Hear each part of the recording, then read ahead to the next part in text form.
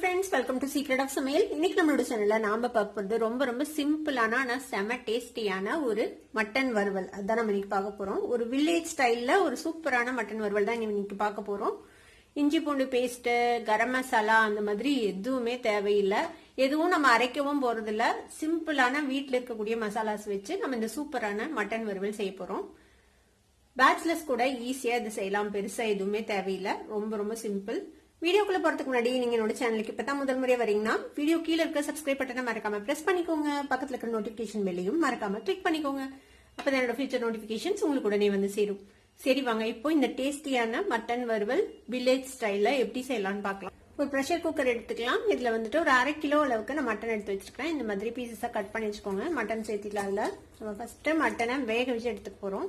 வேக வைக்கிறதுக்கு தேவையான அளவுக்கு தண்ணி விட்டுக்கலாம். நம்ம திருப்பியும் நீங்க மசாலா வந்து கொஞ்சம் கிரேவியா வேணுமா இல்ல திக்கா வேணுமா அதை பொறுத்து நீங்க தண்ணி சேர்த்திக்கோங்க.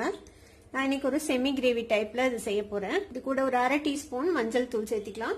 தேவையான அளவுக்கு உப்பு சேர்த்திக்கோங்க. நான் மொத்த கிரேவிக்கு தேவையான அளவுக்கு உப்பையும் இப்பவே சேர்த்திட போறேன்.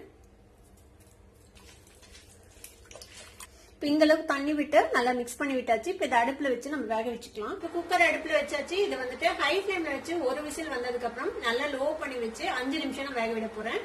இப்ப இது வேகட்டும், அது வரைக்கும் நம்ம வெயிட் பண்ணலாம்.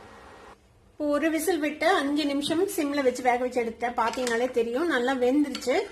இளங்கறியா இருந்தா இந்த அளவுக்கு வேக வச்சீங்கனாலே நல்லா வெந்துரும். ஒருவேளை உங்களுக்கு கறி வேகாம இருந்துச்சுன்னா இன்னொரு 5 நிமிஷம் சிம்ல வந்துட்டு வேக வச்சு எடுத்துக்கோங்க. ஒரு வடிச்சட்டி அடுப்புல வச்சிருக்கேன். இதுல வந்துட்டு ஒரு 2 டேபிள் ஸ்பூன் அளவுக்கு எண்ணெய் விட்டுக்கலாம். கொஞ்சமா கடுகு சேர்த்திக்கோங்க. கடுகு பொரியுது. இதுல நல்ல பெரிய சைஸ் வெங்காயம் 1, ஒரு பெரிய தக்காளி நறுக்கி வச்சிருக்கேன், ஒரு வரமிளகாய், ஒரு பச்சை மிளகாய் இந்த மாதிரி கிள்ளி வச்சிருக்கேன், கொஞ்சமா கருவேப்பிலை. இது எல்லாத்தையும் ஒட்டுக்கவே நம்ம போட்டுக்கலாம்.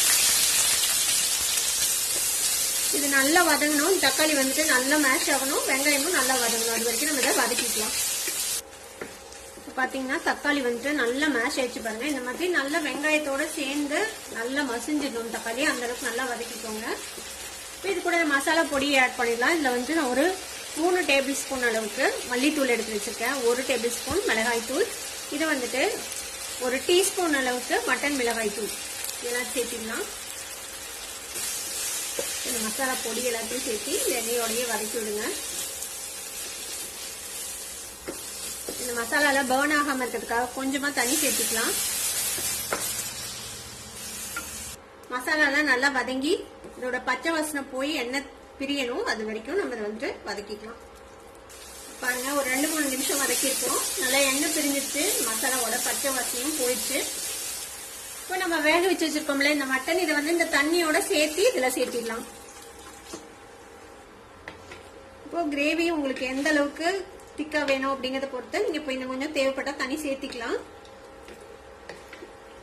உப்பு மஞ்சப்பொடி எல்லாம் ஆல்ரெடி சேர்த்திட்டோம் மட்டன் வேக வைக்கும் போது. அதனால இப்போ உப்பு வந்து பார்த்துட்டு செக் பண்ணிட்டு தேவைப்பட்டா சேர்த்திக்கோங்க. இப்போ இதை மூடி போட்டு ஒரு மீடியம் ஃபிளேம்ல இது வந்துட்டு கொஞ்சம் சுண்டி வேகணும். அது வரைக்கும் நம்ம இதை விடலாம். ஒரு 5-6 நிமிஷம் இப்படியே வேகட்டும். ஒரு 5 நிமிஷம் நல்லா கொதிச்சிருக்கு. நம்ம ஓபன் பண்ணி பார்க்கலாம். பாத்தீங்கன்னா தெரியும் நல்லா மட்டன் அந்த மசாலாவோட சேர்ந்து ஒரு சூப்பரான ஒரு கிரேவி கன்சிஸ்டன்சில இருக்கு. இப்போ இது வந்து திக்கா தின்னா எப்படி வேணுமோ நீங்க அதுக்கு தகுந்த மாதிரி நீங்க தண்ணி மட்டும் அட்ஜஸ்ட் பண்ணிக்கோங்க. இப்போ இதுக்கு மேல நம்ம கொஞ்சமா ஃப்ரெஷ் கருவேப்பிலை தலை போட்டுக்கலாம். நான் இதுல கொத்தமல்லி தலை கூட போட போறது இல்ல. கூட ஒரு 1/4 டீஸ்பூன் மிளகுத்தூள் நல்லா ஒரு மிக்ஸ் பண்ணி ஒரே 1 நிமிஷம் இந்த மூடி வைக்கலாம். இந்த கருவேப்பிலையோட அந்த ஃப்ரெஷ்னஸ் உள்ள இறங்குறதுக்காக. இப்போ இன்னொரு 1 நிமிஷம் கொதிச்சிருக்குது. அவ்வளவுதான். நம்ம ஓபன் பண்ணி பார்ப்போம். நம்மளோட சூப்பரான ரொம்ப ஈஸியான ஒரு மட்டன் வறுவல் ரெடி ஆயிடுச்சு. அடுப்பு ஆஃப் பண்ணிடலாம்.